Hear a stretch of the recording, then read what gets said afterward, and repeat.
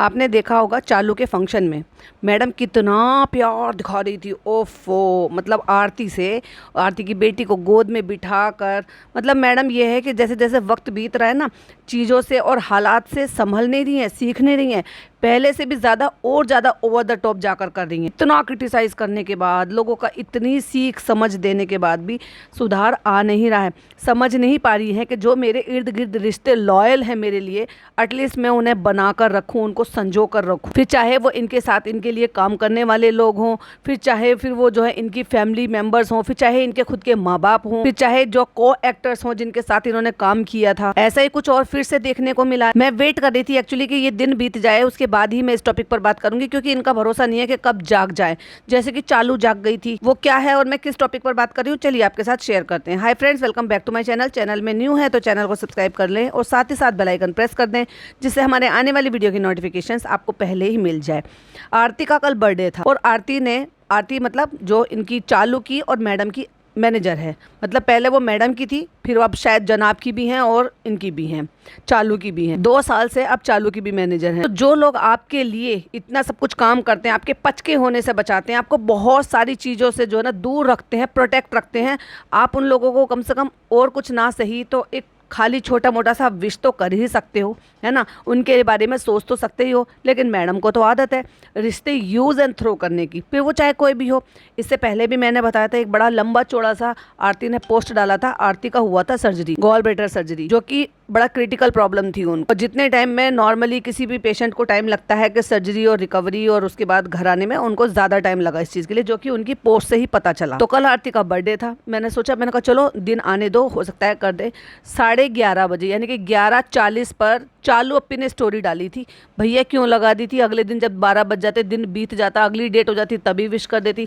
पूरा दिन अपना तो बर्थडे ब्रिंगिंग करते हैं, मतलब जो मेन बर्थडे होता है उस दिन के आगमन के लिए ये लोग एक दिन पहले सेलिब्रेट करते हैं और अपने साथ जुड़े हुए लोगों को ऐसे ही भूल जाते हैं। अब मैं चालू के 2 किस्से बताऊंगी आपको। जब चालू को जरूरत थी तब चालू ने ननद का रोल निभाने के लिए सुम्बुल को बुला लिया। वैसे तो सुम्बुल के साथ इसका 36 का आंकड़ा चलता रहता है, ये तो आपको पता ही है, लेकिन क्योंकि दिखाना था कि सब सही है, कोई प्रॉब्लम नहीं है, तो ये क्या करते हैं, अपने ज़रूरत के हिसाब से अपने स्क्रिप्ट तैयार करते हैं, फिर उन स्क्रिप्ट के हिसाब से उन कैरेक्टर को यूज़ कर लेते हैं अपने व्लॉग्स में।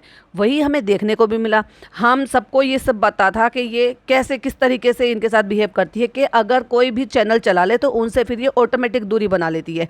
ये समझती है यूट्यूब ना इसने खरीद रखा है, ये इसका अपना बिजनेस है। जैसे कि मैं हर बार एग्जांपल देती हूँ लाली जी का, वो कहती रहती है यूट्यूब हमारा बिजनेस है।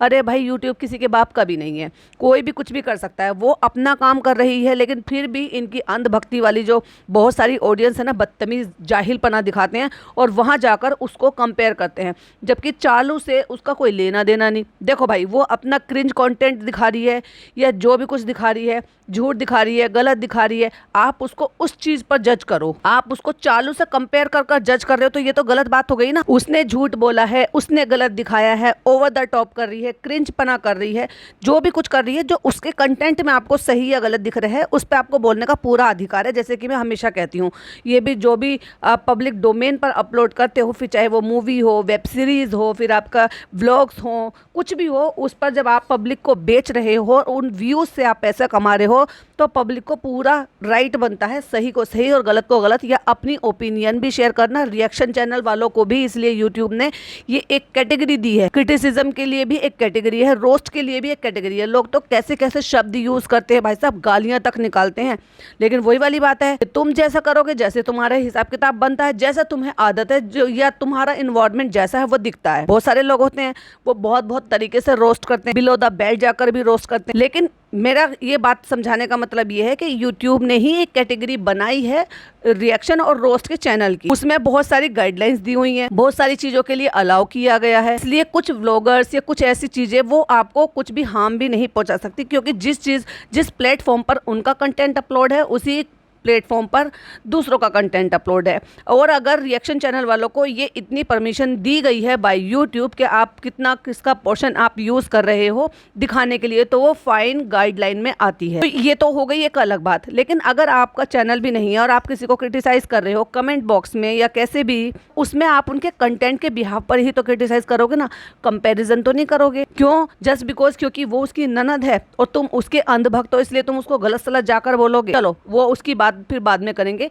बात करते हैं कि चालू ने और फनी ने उसको इंक्लूड किया, घर पर इनविटेशन दिया, जबकि वो पिछले 1-1.5 साल से, आई थिंक जो मुझे याद है 1-1.5 साल से वो वहाँ शिफ्ट हो गई है। और इस 1-1.5 साल में ये लोग मोदाहा भी आए हैं 1-2 बार और वहाँ पर भी वहाँ तो खैर रहते ही हैं।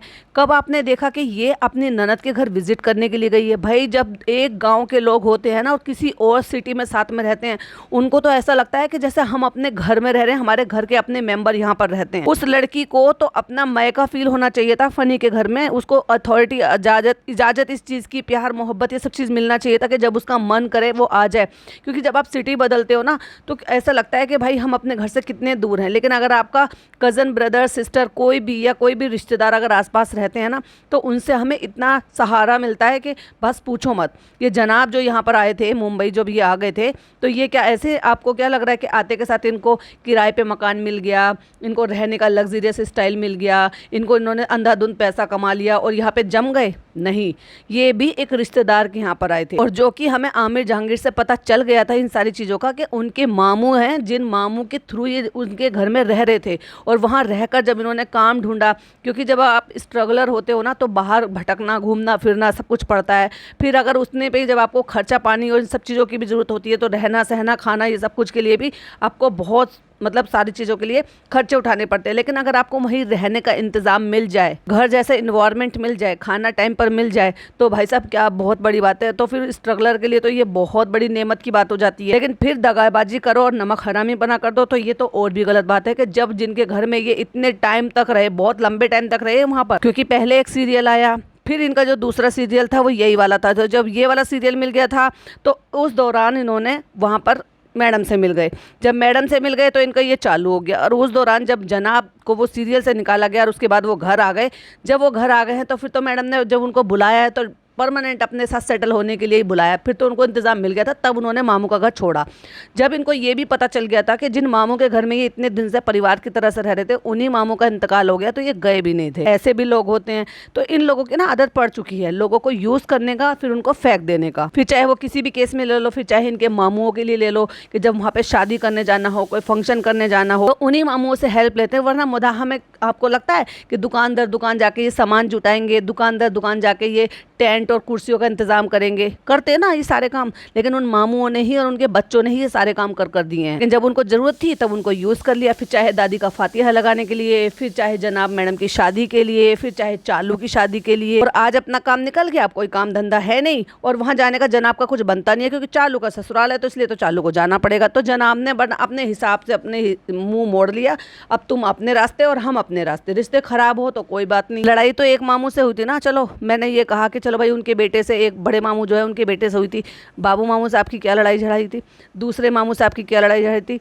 कारी मामू से आपकी लड़ाई झगड़ा क्या था? जो उसके अलावा भी मामू है। अब पता चला कि इनके तो 6 मामू हैं। मैं तो सिर्फ 4 को ही पर्सनली जानती हूँ, 2 को तो मुझे पता भी नहीं है 2 है कैसे और दिखते कैसे हैं, क्योंकि इन्होंने कभी दिखाया जताया ही नहीं। 4 ही देखने को मिले हैं। तो ऐसे रिश्ते इन्होंने इनसे भी खराब कर लिए। तो जब जरूरत पड़ी तो सुम्बुल को यूज़ कर लिया, उसको बुला लिया, दिखा लिया। वही सुम्बुल जो ननद ननद फुप्पी फुप्पी कहते कहते इनके मुंह नहीं थूक रहे थे। क्यों? क्योंकि जब लोग इनको थूक रहे थे और ये कह रहे थे कि इसकी ननद कहाँ है, दिखा क्यों नहीं रहे, बता क्यों नहीं रहे, क्योंकि कुर्ता टोपी टाइप हमारे यहाँ से बोला जाता है, कुर्ता टोपी। वैसे तो ये कहते हैं कि गिफ्ट्स लेकर आई हैं बुआ, जो बुआ के हक होते हैं, जो बुआ लेकर आती है, अपना भतीजा हो या भतीजी हो। तो फिर बुआ को नेक भी दिया जाता है, यहाँ से अच्छी तरीके से विदा किया जाता है। जैसे विदा करते हैं कि पूरे फैमिली के कपड़े बनाना, बुआ की सास नंद के कपड़े बनाना, फिर उनको गोल्ड का आइटम जो भी कुछ आप दे सकते हो हैसियत के हिसाब से, फिर वो देना, ग्रॉसरी का भी थोड़ा बहुत सामान वो सब चीज़ देना, और हस्बैंड वाइफ के उनके भी कपड़े सबके बनाना। मतलब एक तरीके से कंप्लीट जैसे विदाई की जाती है ना, वैसी विदा होती है। तो वो तो सब कुछ देखने को मिला नहीं। तो लेकिन सुम्बुल को बुला लिया, वो दुनिया भर के कपड़े वो सब कुछ लेकर आई थी। अब 1.5 महीने से सुम्बुल यहाँ पर रह रही थी और चालू अपी को भी वहाँ पे कम से कम 15 से 20 दिन हो गए रहते हुए। तो अभी वो 4 दिन पहले यहाँ से निकली है मोदाहा से। तो ये मुझे समझ में नहीं आया कि क्यों तो सुम्बुल मिलने के लिए नहीं आई और क्यों ये लोग उससे सुम्बुल से मिलने के लिए गए। बस इतना रिश्ता था, फिर निभा दिया। बिहाइंड द कैमरा इनकी बहुत सारी चीजें होती हैं जो ये लोगों से अटक लड़ाई लेते रहते हैं। जब वो रिश्ता संभल गया था तो फिर 2 महीने में ऐसी क्या बात हो गई थी कि जब तीसरा महीना आया और 3 महीने पे बच्चा हुआ तो उसके फंक्शन में सुम्बुल यहाँ पर थी, क्योंकि वो अपने बच्चे का हकीका करने के लिए आई थी। लेकिन उसके हस्बैंड मुंबई में थे, इस बात का प्रूफ है। और वो आप देख सकते हो कि इसका फंक्शन कौन सी डेट में हुआ था और उसके व्लॉग से ये भी आपको पता चल जाएगा कि उसके हस्बैंड कौन सी डेट को वापस मुंबई आ गए थे। जिस दौरान फंक्शन हुआ था उनके हस्बैंड जो मोहित है वो वही थे। तो अगर सुम्बुल नहीं आ सकती थी तो अपनी बहनों को तो बुलाया जा सकता था, जो कि फनी ने नहीं बुलाया। अब आप खुद ही सोचो कि इनके रिश्तों में क्या चल रहा है। अभी 2 दिन पहले ही उसके बेटे का बर्थडे था, उसके बेटे के बर्थडे तक विश नहीं करा। भाई एक बात बताओ, नंदे होती हैं, अब वो चचा ताऊ की हो, फुप्पी की हो, ज्यादा तो लड़कियां हैं नहीं इनके घर में। फनी की कोई ज्यादा बहनें भी नहीं है, एक अपनी सगी बहन है वो बाहर रहती है। तो क्या इतना भी नहीं बनता जब तुम सबके लिए, क्या कौन से हक से फनी के दोस्त की स्टोरी लगा दी थी चालू ने? तेरा क्या लगता है भाई, वो तो तेरा दोस्त था, फनी का दोस्त है, वो तुम्हारा सगा देवर लग रहा है। पर ये तुम्हारी ननद जरूर लग रही थी जिसके बच्चे का बर्थडे था, जिसको तुमने विश तक नहीं किया। हाँ, लेकिन मैंने देखा कि उनकी पोस्ट को लाइक जरूर कर दिया था बर्थडे वाली पर, और वही लिख दिया था हाँ हैप्पी बर्थडे, क्योंकि मैंने भी वहां पर कमेंट किया था। और वहीं अगर बात की जाए तो जब आरती का बर्थडे आया तो वैसे तो स्टोरी डालती रहती है सारे दिन, ये इंस्टाग्राम चलाती है भाई साहब, इतनी रील आती है जिसमें चालू और फनी सारे लाइक करते रहते हैं। दोनों मियां बीवी को और कुछ काम नहीं है, बस रील लाइक करते रहते हैं, बैठकर स्क्रॉल करते रहते हैं इंस्टाग्राम को। तो जब पूरा दिन निकल गया और रात को 11:40 पर इसने आरती के लिए स्टोरी लगाई और जनाब ने चालू से 3 घंटे पहले स्टोरी लगा दी थी। उन्होंने विश किया जबकि याद कर कि हमें मैडम के व्लॉग से ये भी देखने को मिला है कि जनाब की तबीयत भी ठीक नहीं है। उतने पर भी उनको याद आया और उन्होंने स्टोरी लगा दी। लेकिन वही बात की जाए अगर मैडम की, तो मैडम को तो अब आदत हो चुकी है रिश्तों को यूज करना और थ्रो कर देना, और फिर उनके दुख सुख में बिल्कुल भी याद ना करना, इन्वॉल्व ना करना। यही आरती है जो न जाने कितने पचके मैडम के जो है छुपाती रहती है, हर चीज में हेल्प करती रहती है और शुरुआत से जुड़ी हुई है। और जब मिलेंगी तो ओफो ऐसे मिलेंगी कि जैसे इनसे ज़्यादा सगी बहनें कोई ना हो, जैसे आरती से ज़्यादा कोई इनके क्लोज है ही नहीं। और वैसे किसी की, अब ठीक है भाई, ये चलो अब लोग कहेंगे कि चलो अपनी अपनी मर्जी है कि नहीं किया तो क्या हो गया भाई, फ़र्क पड़ता है। ये इन्फ्लुएंसर हैं, इनका बिजनेस ही दिखावे से चलता है, तो क्यों ना दिखाया, दिखाओ ना। फिर अगर तुम्हारा बिजनेस दिखावे से ही चलता है और तुम सबको दिखावे के लिए सब कुछ लगाते हो। आज जनाब ने एक स्टोरी लगाई है, वो पुराने दिन याद करें जो इनका पहला सीरियल था, उनके लिए बड़ा सा कैप्शन लिखकर उन्होंने शेयर किया है। तो दिखाने के लिए तो किया है, नहीं तो उनको पर्सनल मैसेज भी तो कर देते। लोग स्टोरी लगाते हैं, रील डालते हैं, वो आपस में व्हाट्सएप पे कर लिया करो ना जिनके पास नंबर है। क्यों रील और पोस्ट जो है इंस्टाग्राम पे डालते हो जिसपे अदर लोग भी देखें? दिखावे के लिए ही तो दिखावे के लिए ही इनको विश भी करना चाहिए था। हो सकता है इन्होंने पर्सनली शायद व्हाट्सएप पर उनको विश किया, पर जब इनका बिजनेस ही दिखाने का है तो। अब बात की जाती है थोड़ी सी मैडम की, और मैडम का जो नए कलेक्शन के लिए बहुत ही ज्यादा खुश हो रही है ना उसकी। फर्स्ट ऑफ ऑल तो अपना कलेक्शन इतना महंगा सेल कर रही हैं, कस्टमर सपोर्ट बिल्कुल भी नहीं दे रही हैं। लोग पैसे खरीद लो, और ये कहते हैं ना, वो आपने डायलॉग तो सुना होगा, नेकी करो दरिया में डाल, तो इनका वही फंडा है, खरीद लो और भूल जाओ। तो अब बात करते हैं इनकी कलेक्शन की। तो कोई ज़्यादा दिमाग नहीं लगाती हैं मैडम, बस पिंटरेस्ट पे ढूंढती रहती हैं, इधर उधर सारी वेबसाइट जो ना उनको स्क्रॉल करती रहती हैं, और कुछ अच्छा सा क्लिक आया वो फटाक से उठा लिया। मतलब खुद का दिमाग नहीं है। क्यों? क्योंकि कोई फैशन डिज़ाइनर तो ये है नहीं, जैसे मास्टर शेफ़ नहीं है, लेकिन मास्टर शेफ़ में जाने के लिए इनको और अच्छे से सीखने के लिए उस शो की ज़रूरत है। वैसे ही इनको जो इनकी छोटी मोटी क्रिएटिविटी इनको आती है ना, उसको और इन्हेंस करने के लिए, एक नया रूप देने के लिए, एक नया ट्रेंड देने के लिए इनको एक फैशन डिज़ाइनर की ज़रूरत है। पर नहीं, इधर उधर से नकल कर, कॉपी करना, चीज़ें चुराना, डिज़ाइन चुराना। हो माय गॉड। और मुझे तो हंसी नहीं रुक रही थी जब कहती नहीं मैं उधर नहीं दिखा सकती क्योंकि वहाँ पे कटिंग हो रही है, कपड़ा पड़ा है, ये पड़ा है। और मेरे एक सब्सक्राइबर ने तो यहाँ तक भी लिखा कि मैडम खुद से पहन पहन के उनको जो है मॉडलिंग करी थी, तो कुछ खा के दाग धब्बे लगा दिए होंगे और वही ड्रेस सेल कर दी होगी, इसलिए उन पर जो है कपड़ों पर निशान लगे हुए थे, जो कि इन्हीं के कमेंट, मैडम के ही इसी व्लॉग के कमेंट के नीचे थे। दाग धब्बे लगे हुए हमने सूट भेजे थे जो 6,000-7,000 की ड्रेसेस थी, जो उन्होंने 3 ड्रेसेस किसी ने मंगाई हैं, और जो कलर एक्चुअली दिखाई दे रहा था वो कलर भी डिफरेंस था। तो काहे को इतना फिल्टर लगा देना कि ओरिजिनल? भाई साहब, कपड़े हो या बैंगल्स हो या कोई भी चीज़ हो, अगर आपको कलर दिखाने हैं तो आपको सही चीज़ और सही तरीके से यूज़ करना आना चाहिए, जिससे कि एग्जैक्ट कलर आपको चाहिए। बहुत सारे फ़ोन होते हैं, बहुत सारे कैमरेज होते हैं, आप फिल्टर अप्लाई कर दोगे, उनके कलर जो है वो चेंज हो जाएंगे, पर जब आप अपनी आंखों से देखोगे तो उसमें बहुत फर्क नजर आएगा। वही उनके साथ हुआ, जर्मनी से उन्होंने ऑर्डर कर मंगाया और बेचारी के पैसे फंस गए, क्योंकि अब ना रिप्लाई दे रहे हैं ना कुछ दे रहे हैं। तो चलिए बात करते हैं ये 2 डिजाइन की, जिसको पहनकर बहुत ही ज्यादा खुश हो रही है, उनके दुनिया से ज्यादा उनके पैसे रख रखे हैं। तो अब आप देखिए अपनी स्क्रीन पर, ये ड्रेस एग्जैक्टली सेम कपड़ा, सेम कलर, सेम पैटर्न, लहरिया, नाम भी लहरिया रखा, जो कि मिंत्रा पर अवेलेबल, मिंत्रा से चुराया और इसी डिजाइन को पहनकर मिंत्रा पे ही अपना पॉडकास्ट भी अपलोड करवा दिया था चयनदीप के साथ। Same samosa less. भाई साहब, कोई इतनी कॉपी कैसे कर सकता है? कुछ तो दिमाग लगाओ। चलो माना कि फैक्ट्री में दुनिया भर का कपड़ा बड़ा है, आपने भी खरीदा और जो बना रहे हैं उन्होंने भी खरीदा, पर थोड़ी तो अकल खुद से लगा लो। सिर्फ इतनी अकल लगाई कि इसी कमीज के फैब्रिक से दुपट्टा बनाकर रख दिया मैडम ने। अरे भाई साहब, जो कपड़ा कमीज का होता है, प्लाजो का होता है, उसका दुपट्टा कौन बनाता है? बस इतनी अकल लगाई, वो भी ढेले भर की नहीं लगाई। और जो कि मैंने कहा था कि चंदेरी कॉटन है, ये चंदेरी कॉटन ही फैब्रिक है, तो उन्होंने वहां पर जो रेट डाल रखे हैं मिंत्रा पर, इस डिजाइन को वरांगा वुमेन पिंक लहरिया के नाम से प्रिंटेड गोटा पत्ती करके उन्होंने भेजा। लेकिन उन्होंने क्या किया है कि उन्होंने इसके ऊपर जो ना कोई एक काइंड ऑफ पैच लगाया है, जो कि गले का पैच होता है, जो कि टिश्यू फैब्रिक या कोई ऐसे हल्के से फैब्रिक पे होता है, जो ट्रांसपेरेंट फैब्रिक होता है, और उसको जो है गले पर पेस्ट कर दिया जाता है। और क्योंकि वो ट्रांसपेरेंट है, सो दैट्स वाई वो इस वजह से दिख भी रहा है कि वो, और नहीं एक्चुअली वो पैच वर्क नहीं है, वो तो काम ही हुआ है। और अगर इतनी कॉस्ट में वो जा रहा है, क्योंकि गोटा पत्ती का काम हो रहा है, सिल्वर जरी का काम हो रहा है, तो डेफिनेटली वो फिर इतनी कॉस्ट में अगर सेल कर रहे हैं तो उनका जस्टिफाई है। लेकिन मैडम का कहाँ से जस्टिफाई है भाई? पहले मुझे दूर से देखने में ऐसा लग रहा था कि शायद ये पैच वर्क है, बट मैंने ध्यान से देखा तो वो पैच वर्क नहीं है, एक्चुअली वो वर्क हो रहा है।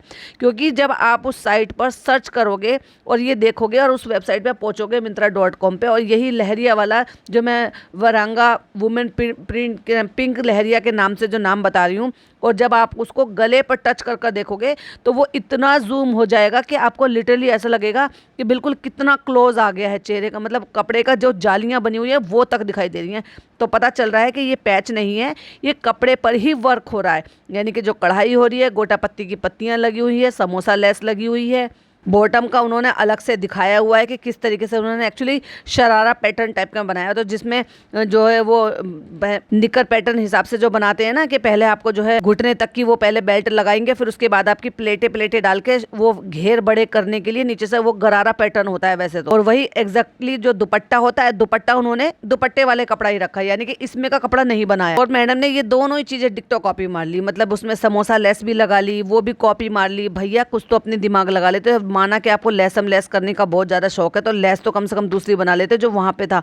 ऐसा तो नहीं है मैडम कि कोई डिज़ाइन आपके दिमाग में आया और आप उसको सर्च ना करो उससे रिलेटेड। हाँ, अगर कॉपी ही मारनी है किसी और की डिक्टो और अपना दिमाग खुद का लगाना नहीं है तो वो बात अलग है। तो मैडम ऐसा लगता है कि आपको ना अपने काम से प्यार नहीं है, बस आप तो ना उसको किसी को ऐसा लग रहा है जैसे दिखाने के लिए बस आपको चलाना है कि हाँ हमने कोई काम कर रखा है, लाइक टैक्स से बचने के लिए। तो अब मैं एक एक करके सारे फोटोज लगा रही हूँ, तो आप स्क्रीन पर देख सकते हैं जो मैडम का पिंक लहरिया वाला है एग्जैक्टली उसी का ही कॉपी मारा हुआ है। और ये देखिए यहाँ पे उसका नाम भी आ रहा है, गले पे अगर ये एक जूम फोटो भी आ रही है जिस पे दिखाई दे रहा है कि ये एक्चुअली वर्क हुआ है, ना कि मैडम की तरह से। पर मैडम ने आपने इसका ये दूसरा कलर क्यों नहीं लिया? बस पिंक और येलो ही लेकर रह गए। टील कलर भी अच्छा लग रहा था इसका, लेकिन मैडम को नहीं जचा होगा ना। सोफा टील कलर का करा सकती हैं, लेकिन ड्रेस टील कलर की नहीं करा सकती। और ये भी इतना डिस्काउंटेड मिल रहा है, मतलब उसमें दिखा रखा है 7,999, लेकिन मिंत्रा पे कितने का मिल रहा है? वो 2,000 रुपये का, और वो भी इतना वर्क हुआ। यानी कि आप ये समझ लीजिए कि मैडम ने तो सिर्फ लेस लगाई है और उन्होंने वर्क किया हुआ है उसके ऊपर फैब्रिक पर।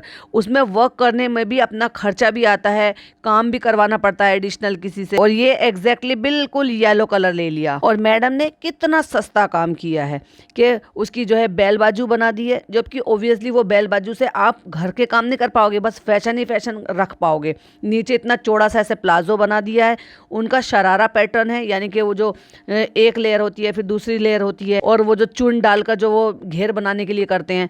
और मैडम ने दुपट्टा सेम फैब्रिक का कर दिया, और वो भी इतना चौड़ा दुपट्टा नहीं जितना मतलब लेंथ जो है चौड़ाई लंबाई और चौड़ाई जितनी होती है ना, उससे कम का। एक तरीके से ये कह सकते हो कि जो छोटी लड़कियां होती हैं उनके लिए दुपट्टिया टाइप का बना दिया। और गले पर कोई काम ना करके बस इतनी अकल लगाई है कि यहाँ पर उन्होंने एक व्हाइट लेस लगा दी है, और व्हाइट लेस के आगे पीछे करके बाजू पे भी लगा दी है, दामन पे भी लगा दी है, नीचे लेस उस पर प्लाजो पे भी लगा दी है, और बाजू में इनर लगाया ही नहीं। और जो बेल बाजू बना रखी है उसमें 2 लेस से कवर कर दिया है, एक और कोई प्रिंटेड सी लेस लगा दी है उसमें बीच में से, और बस हो गया मैडम की डिजाइनिंग।